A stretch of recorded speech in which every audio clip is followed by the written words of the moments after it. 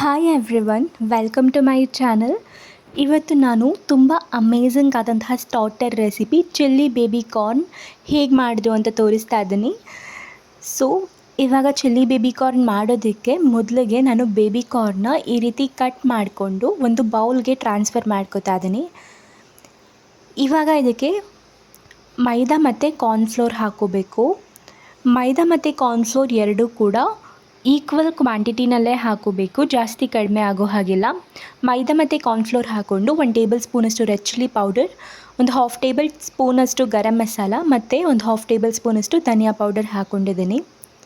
ಇದನ್ನು ನೀಟಾಗಿ ಮಿಕ್ಸ್ ಮಾಡ್ಕೊಬೇಕು. ಇದನ್ನು ಸ್ವಲ್ಪನೇ ನೀರು ಹಾಕ್ಕೊಂಡು ಕೈಯಲ್ಲೇ ಮಿಕ್ಸ್ ಮಾಡ್ಕೊತಾ ಇದ್ದೀನಿ. ಒಂದೇ ಸರಿ ಜಾಸ್ತಿ ನೀರು ಹಾಕೋದಕ್ಕೆ ಹೋಗಬೇಡಿ. ಸೊ ಈ ರೀತಿ ಸ್ವಲ್ಪನೇ ನೀರು ಹಾಕ್ಕೊಂಡು ಕೈಯಲ್ಲಿ ಈ ರೀತಿ ಚೆನ್ನಾಗಿ ಕೋಟಿಂಗ್ ಬರೋ ರೀತಿ ಕಲಿಸ್ಕೋಬೇಕು. ಇವಾಗ ಒಂದು ಬಾಣಲೆಯಲ್ಲಿ ಎಣ್ಣೆ ಬಿಸಿ ಆಗೋದಕ್ಕೆ ಇಟ್ಟಿದ್ದೀನಿ. ಎಣ್ಣೆ ಎಲ್ಲ ಬಿಸಿ ಆದಮೇಲೆ ಇದನ್ನು ಫ್ರೈ ಮಾಡ್ಕೋಬೇಕಾಗತ್ತೆ. ಸೊ ನಾನಿಲ್ಲಿ ಒಂದೊಂದೇ ಹಾಕ್ಕೊಂಡು ಫ್ರೈ ಮಾಡ್ಕೊತಾ ಇದ್ದೀನಿ. ಬೇಬಿಕಾರ್ನ್ ಮೇಲೆ ಕೋಟಿಂಗ್ ಚೆನ್ನಾಗಿ ಆಗಿದೆಯಾ ಇಲ್ವಾ ಅಂತ ನೀವು ಸರಿಯಾಗಿ ನೋಡಿಕೊಂಡು ಆಮೇಲೆ ಫ್ರೈ ಮಾಡ್ಕೋಬೇಕು. ಸೊ ಎಲ್ಲ ಬೇಬಿಕಾರ್ನ್ಸ್ನ ಕೂಡ ಇವಾಗ ಹಾಕ್ಕೊಂಡು ಫ್ರೈ ಮಾಡ್ತಾಯಿದ್ದೀನಿ. ಇದು ಚೆನ್ನಾಗಿ ಗೋಲ್ಡನ್ ಬ್ರೌನ್ ಕಲರ್ ಬರಬೇಕು, ಅಲ್ಲಿವರೆಗೂ ನೀವು ಇದನ್ನು ಫ್ರೈ ಮಾಡ್ಕೊಬೇಕು. ನೀವು ಇದಕ್ಕೆ ಕ್ರಿಸ್ಪಿಯಾಗಿ ಆಗೋದಕ್ಕೆ ಬೇಕಾದರೆ ಒಂದು 2 ಸ್ಪೂನಷ್ಟು ಅಕ್ಕಿ ಹಿಟ್ಟನ್ನು ಕೂಡ ಸೇರಿಸ್ಬೋದು.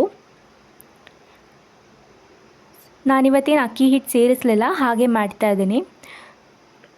ಇಲ್ಲಿ ನೀವು ನೋಡ್ತಿದ್ದೀರಲ್ಲ, ಇದೇ ರೀತಿ ಗೋಲ್ಡನ್ ಬ್ರೌನ್ ಕಲರ್ ಬರಬೇಕು ಮತ್ತು ಬೇಬಿಕಾರ್ನ್ ಮೇಲೆ ಕೋಟಿಂಗ್ ಚೆನ್ನಾಗಿ ಆಗಿರಬೇಕು. ಈ ರೀತಿ ಇದನ್ನು ಫ್ರೈ ಮಾಡ್ಕೋಬೇಕು. ಇವಾಗ ಇದನ್ನು ತೆಗೆದಿಟ್ಟು ಇನ್ನೊಂದು ಬ್ಯಾಚ್ ಇದೇ ರೀತಿ ಫ್ರೈ ಮಾಡ್ತಾ ಇದ್ದೀನಿ. ಈ ರೀತಿ ಸ್ಟಾರ್ಟರ್ಸ್ನ ಮಾಡೋದು ತುಂಬಾ ಸುಲಭ, ಈಸಿಯಾಗಿ ನೀವು ಮನೆಯಲ್ಲೇ ಮಾಡ್ಕೋಬೋದು. ಸೊ ನಾನಿಲ್ಲಿ ಈ ರೀತಿ ಇನ್ನೊಂದು ಬ್ಯಾಚ್ ಕೂಡ ಚೆನ್ನಾಗಿ ಫ್ರೈ ಮಾಡ್ಕೊಂಡಿದ್ದೀನಿ. ಇದು ಚೆನ್ನಾಗಿ ಗೋಲ್ಡನ್ ಬ್ರೌನ್ ಕಲರ್ ಬರಬೇಕು, ಅಲ್ಲಿವರೆಗೂ ಇದನ್ನ ಫ್ರೈ ಮಾಡ್ಕೋಬೇಕು. ಇವಾಗ ಇದು ರೆಡಿ ಆಗಿದೆ. ಈಗ ನಾನೊಂದು ಬಾಣಲೆಯಲ್ಲಿ ಒಂದು 4ರಿಂದ 5 ಟೇಬಲ್ ಸ್ಪೂನಷ್ಟು ಎಣ್ಣೆನ ಬಿಸಿ ಮಾಡಿಕೊಂಡು ಇದಕ್ಕೆ ಚಿಕ್ಕದಾಗಿ ಕಟ್ ಮಾಡಿಟ್ಟಿರುವಂತಹ ಬೆಳ್ಳುಳ್ಳಿ ಮತ್ತು ಶುಂಠಿ ಹಾಕ್ಕೊಂಡಿದ್ದೀನಿ. ಈ ಬೆಳ್ಳುಳ್ಳಿ ಎಲ್ಲ ಸ್ವಲ್ಪ ಲೈಟಾಗಿ ಗೋಲ್ಡನ್ ಕಲರ್ ಬರೋವರೆಗೂ ಫ್ರೈ ಮಾಡ್ಕೋಬೇಕು.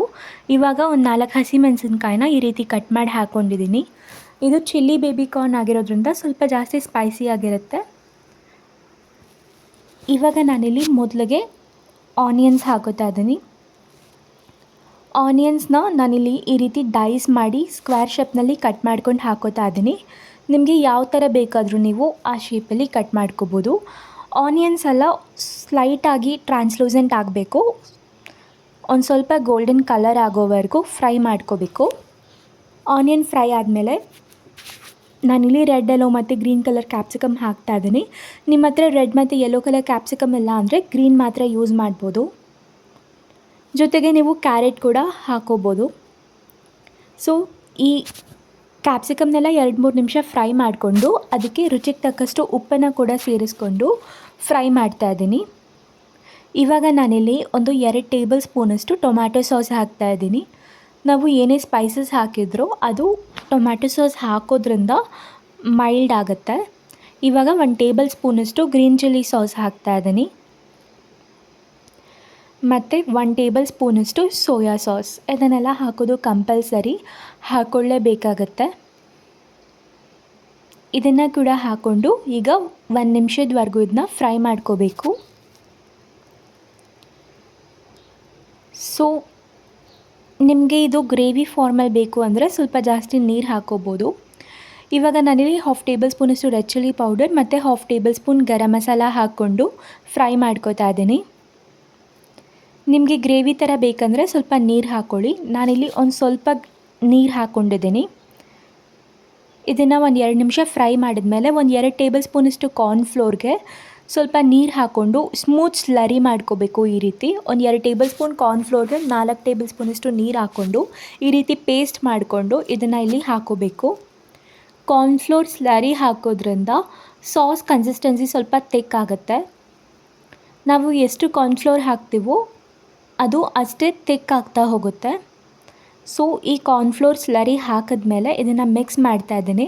ನೀವು ನೋಡ್ಬೋದು ಇವಾಗ ಮಿಕ್ಸ್ ಮಾಡಿದ ತಕ್ಷಣ ಇದು ಸಾಸ್ ಪೂರ್ತಿ ತಿಕ್ಕಾಗೋಗುತ್ತೆ. ನಿಮಗೆ ಗ್ರೇವಿ ಫಾರ್ಮಲ್ಲಿ ಬೇಕು ಅಂದರೆ ಸ್ವಲ್ಪ ಜಾಸ್ತಿ ನೀರು ಹಾಕೋಬೋದು. ನನಗೆ ಡ್ರೈ ಆಗೇ ಇಷ್ಟ, ಸೊ ನಾನು ಇದೇ ರೀತಿ ಮಾಡ್ತಾ ಇದ್ದೀನಿ. ಸೊ ಇವಾಗ ಈ ಸಾಸ್ ರೆಡಿ ಆಗಿದೆ. ನಾವಿವಾಗ ಇದಕ್ಕೆ ಬೇಬಿ ಕಾರ್ನ್ಸ್ ಹಾಕೋಬೇಕು ಅಷ್ಟೇ. ಸೊ ನಾನಿಲ್ಲಿ ಬೇಬಿ ಕಾರ್ನ್ಸ್ ಹಾಕ್ತಾ ಇದ್ದೀನಿ. ಬೇಬಿ ಕಾರ್ನ್ ಹಾಕಿದ್ಮೇಲೆ 1 ನಿಮಿಷದವರೆಗೂ ಹೈ ಫ್ಲೇಮ್ನಲ್ಲಿ ಟಾಸ್ ಮಾಡ್ಕೋತಾ ಮಿಕ್ಸ್ ಮಾಡಬೇಕು ಅಷ್ಟೇ. ಇದನ್ನು ಇನ್ನೂ ಬೇಯಿಸ್ಕೊಳ್ಳೋ ಹಾಗಿಲ್ಲ, ಇಲ್ಲಾಂದರೆ ಆ ಕ್ರಿಸ್ಪಿನೆಸ್ ಹೊರಟೋಗುತ್ತೆ. 1 ನಿಮಿಷದವರೆಗೂ ಮಿಕ್ಸ್ ಮಾಡಿದ ತಕ್ಷಣ ನಾವು ಗ್ಯಾಸ್ ಫ್ಲೇಮ್ನ ಆಫ್ ಮಾಡ್ಕೋಬೋದು. ನಿಮ್ಮ ಹತ್ರ ಸ್ಪ್ರಿಂಗ್ ಆನಿಯನ್ಸ್ ಇದ್ದರೆ ಸ್ಪ್ರಿಂಗ್ ಆನಿಯನ್ಸ್ ಅಥವಾ ಕೊರಿಯಂಡರ್ ಲೀವ್ಸ್ ಯಾವುದನ್ನು ಕೂಡ ಇವಾಗ ಹಾಕೋಬೋದು. ಸೊ ಈ ರೀತಿ ಸುಲಭವಾಗಿ ಚಿಲ್ಲಿ ಬೇಬಿ ಕಾರ್ನ್ ಸ್ಟಾರ್ಟರ್ನ ನೀವು ಮಾಡ್ಕೋಬೋದು ಮನೆಯಲ್ಲೇ. ಸೊ ನಿಮಗೆಲ್ರಿಗೂ ಇವತ್ತಿನ ಈ ರೆಸಿಪಿ ಇಷ್ಟ ಆಗಿದೆ ಅಂತ ಅಂದ್ಕೊಂಡಿದ್ದೀನಿ. ಇವತ್ತಿನ ಈ ವಿಡಿಯೋ ಇಷ್ಟ ಆಗಿದ್ದರೆ ಈ ವಿಡಿಯೋಗೆ ಲೈಕ್ ಮಾಡಿ, ಮತ್ತು ಇದೇ ಥರ ರೆಸಿಪೀಸ್ ನೋಡೋದಕ್ಕೆ ಚಾನಲ್ಗೆ ಸಬ್ಸ್ಕ್ರೈಬ್ ಮಾಡಿ. Thank you.